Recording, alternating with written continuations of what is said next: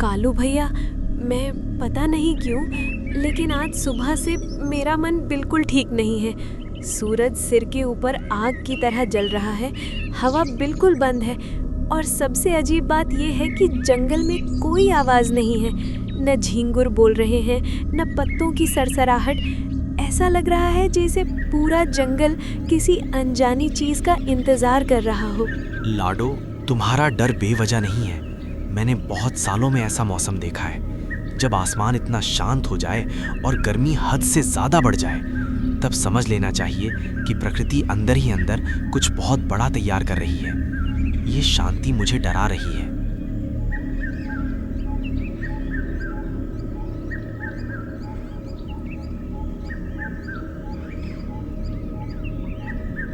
बेटा, मेरे पंख बूढ़े हो चुके हैं, लेकिन मेरा दिल आज भी मौसम की चाल पहचान लेता है। आज जो गर्मी है ना, वो सामान्य नहीं है। ऐसा लग रहा है जैसे धरती के अंदर कुछ उबल रहा हो, और जब वो बाहर निकलेगा तो सब कुछ हिला देगा। तुम लोग हर बात को इतना डरावना क्यों बना देते हो?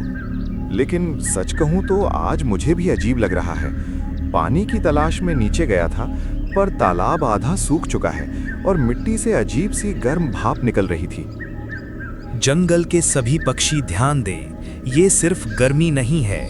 हमारे मौसम देखने वाले पक्षियों ने साफ कहा है कि तेज गर्मी के बाद लगातार 5 दिन तक तूफानी बारिश होगी, और साथ ही धरती के भीतर कंपन के संकेत भी मिल रहे हैं। राजा जी, जब धरती हिलने लगती है तो क्या पेड़ भी टूट जाते हैं? अगर भूकंप आया तो सिर्फ पेड़ नहीं, घोंसले, रिश्ते और भरोसे भी टूट जाते हैं। इसलिए जो भी हो सके अभी से तैयार हो जाओ।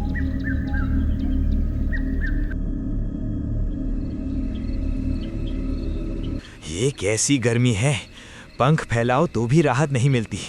अगर ऐसे ही रहा तो बारिश से पहले ही सब थक कर गिर जाएंगे। यही गर्मी तूफान की ताकत बनती है भूरा। जितनी ज्यादा आग उतनी ज्यादा तबाही। मुझे डर है बेटा, आज रात कुछ बुरा होगा।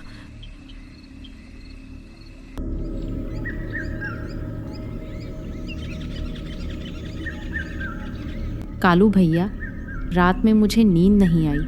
ऐसा लग रहा था जैसे ज़मीन नीचे से सांस ले रही हो। मेरे घोंसले की टहनी हल्की हल्की कांप रही थी। मुझे भी यही महसूस हुआ। जब धरती बोलने लगती है तो समझ लो कि वो चेतावनी दे रही है। मैं मानता हूं मुझे भी डर लगा, लेकिन मैं किसी को बताना नहीं चाहता था।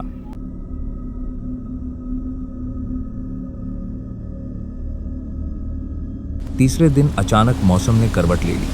आसमान पर काले घने बादल छा गए और तेज हवाएं हर तरफ तबाही मचाने लगी। पेड़ झुककर कराहने लगे, डालियां टूटकर गिरने लगी। बारिश इतनी जोरदार थी कि जमीन पर पानी भर गया और घोंसले बहने लगे। चारों ओर अफरा तफरी मच गई। डर और घबराहट का माहौल फैल गया। ऐसे भयानक तूफान में सभी पंछी अपनी जान बचाने के लिए ऊंचाई की ओर भागने लगे, क्योंकि यह साफ था कि यह तूफान आसानी से थमने वाला नहीं था। चौथे दिन सूरज मानो निकलना ही भूल गया था। जहां कभी घना जंगल हुआ करता था, वहां अब अंतहीन पानी फैल चुका था। पेड़ों की चोटियां ही पानी के ऊपर दिखाई दे रही थीं। हर तरफ बाढ़ का कहर था। घोंसले बह चुके थे, रास्ते मिट चुके थे और पूरा जंगल पहचान से बाहर हो गया था। डर, पछतावा और बेबसी सबके दिलों में घर कर चुके थे। अब हर किसी को समझ आने लगा था कि अकेले नहीं, बल्कि साथ रहकर ही जिंदा रहा जा सकता है।